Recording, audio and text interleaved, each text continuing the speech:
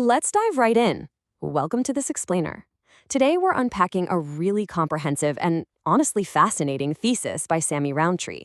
He breaks down the structural architecture of what he calls the state managerial capitalism system, or to put it more bluntly, the state corporate cartel. We are going to look at exactly how this massive invisible machinery operates behind the scenes, both right down the street in your local neighborhood and all the way across the globe. So here's a provocative question to kick things off. Is the system broken, or is it working exactly as designed? Think about it, because if you look at everyday existence, it genuinely feels like life carries this rising monthly subscription fee. Doesn't matter who's sitting in political office, the cost of just staying alive, your housing, your utilities, your food, it just keeps ticking upward. Roundtree argues that this isn't an accident. It's not a glitch in the matrix. It is the intended output of a very specific, well-oiled machine.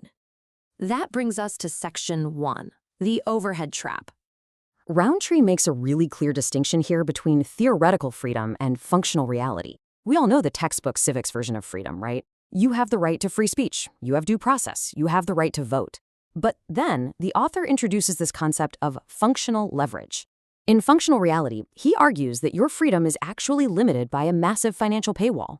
Think about it. If exercising your legal rights requires thousands of dollars in attorney fees, or if endless financial friction and high mandatory overhead keep you totally exhausted just trying to cover your basic needs, well, those theoretical rights start to operate a lot more like luxury items.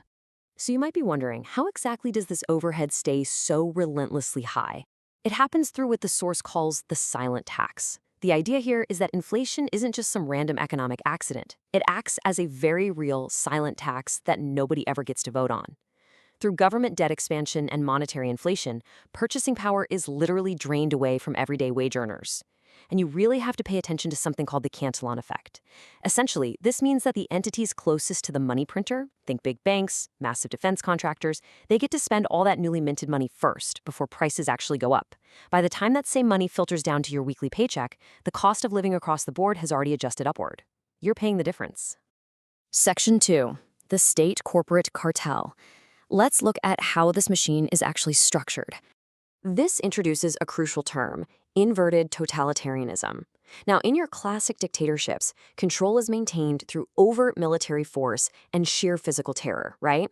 But in inverted totalitarianism, the source explains that it's a system where corporate power actually controls the state. It uses financial pressure, endless debt cycles, and political theater to keep citizens compliant and exhausted. So you aren't sitting in a physical cage with an armed guard outside. Instead, you're boxed in by a mountain of monthly bills and the illusion of choice. To really put this into perspective, compare two different types of cartels. First, picture a street-level black market cartel. It uses physical violence, it fights territorial wars, and it is universally outlawed. Now compare that to the state corporate cartel. It achieves the exact same operational goals. It monopolizes markets, it controls the supply chain, and it fixes prices. But it uses regulatory red tape, debt, and inflation to do it. The source argues the primary difference between the two is simply legitimacy. One operates entirely outside the law, while the other actually gets to write the laws, brilliantly branding its wealth extraction as a public service. Moving on to Section 3, captured domestic markets. Let's map out how administrative moats protect these monopolies across our most vital sectors. Take healthcare, for example. Things like certificate of need laws and pharmacy benefit manager cartels severely restrict competition. For you and me, that leads directly to sky-high prices and heavily restricted choices. Then look at housing. Massive institutional capital and real estate investment trusts, which are basically giant corporate landlords, use layered limited liability companies to hide their ownership and create artificial scarcity. The result? Inflated rent and massive wealth concentration. And it's the same story in agriculture. Seed patents and processor monopolies force farmers into total dependency. So instead of free market competition naturally lowering prices, regulations are actively used as a shield to keep your mandatory overhead permanently high. Now, to help conceptualize these heavy academic ideas in everyday terms, Roundtree offers a highly practical rule. He calls it the three-step follow the cable rule. Step 1, follow the money.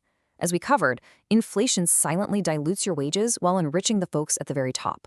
Step 2, follow the rules. That endless, impenetrable wall of red tape isn't actually there for your safety.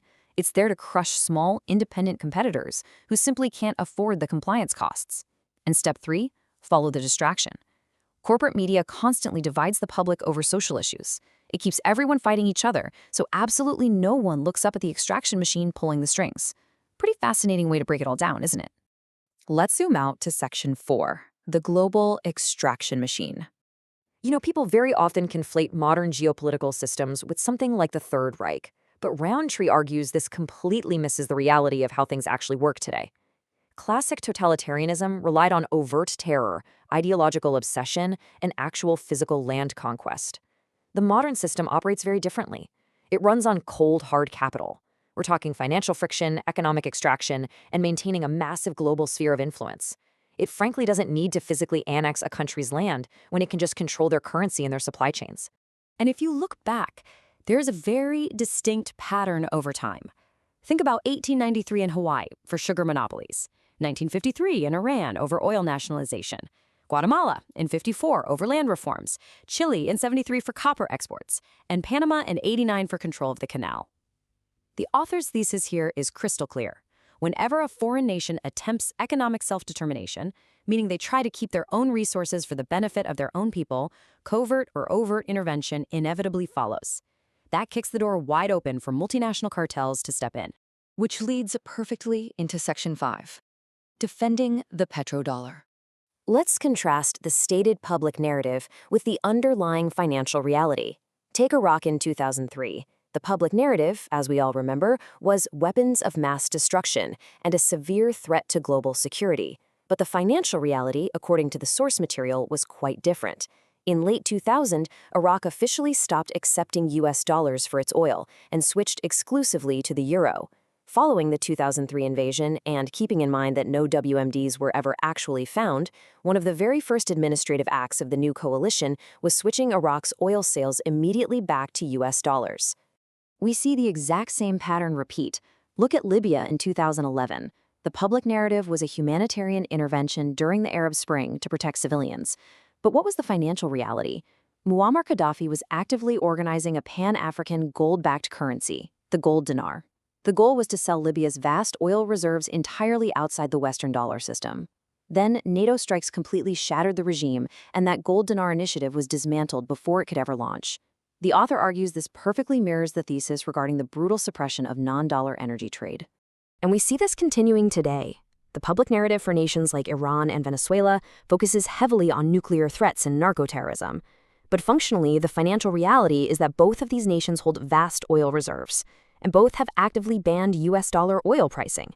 They've attempted to trade outside the Western SWIFT banking system, which is the global messaging network that makes international money transfers possible. The source makes the case that modern economic blockades and crippling sanctions are essentially the enforcement mechanisms used to target sovereign nations that attempt to bypass this financial hegemony. Finally, section 6, the reality of centralization. Let's bring this back to the human element. At the very core of this entire machine is what Roundtree calls the triad of institutional corruption: greed, power, and ego. He attributes the destructive nature of these highly centralized systems not to some specific political ideology, but just to raw, ancient human motives. Greed drives the endless wealth accumulation. Power is the pure addiction to control. And ego is that arrogant belief that the rule of law applies to absolutely everyone except the people who are actually making the rules. Because of this triad, the source neutrally points out a really fascinating reality about political extremes. Swapping a corporatocracy, where megacorporations ally with the state, for state communism doesn't actually fix the extraction engine at all. It just hands total, absolute monopoly control to a different central operator, in that case the state itself. Both extremes result in massive hypercentralization, and hypercentralization inevitably extracts wealth and leverage from the individual at the bottom, no matter what you call it. So, what do we actually do with all this information? Where does the average person have the most leverage to break free? If this top-down machine isn't designed to make your life cheaper, or easier, or freer, how do you shift your mindset? How do we go from feeling trapped by this massive system to actually considering actionable self-reliance? I want to leave you with this final provocative takeaway from the author. Quote, "The most radical thing a person or community can do isn't arguing over political labels, but reducing their dependency on the machine entirely." It really makes you wonder, doesn't it? Does true freedom actually lie in financial decoupling? in local decentralization and mutual aid, it certainly leaves you wanting to explore exactly how independent you and your community can truly become. Thanks so much for joining me on this explainer, and I will catch you on the next one.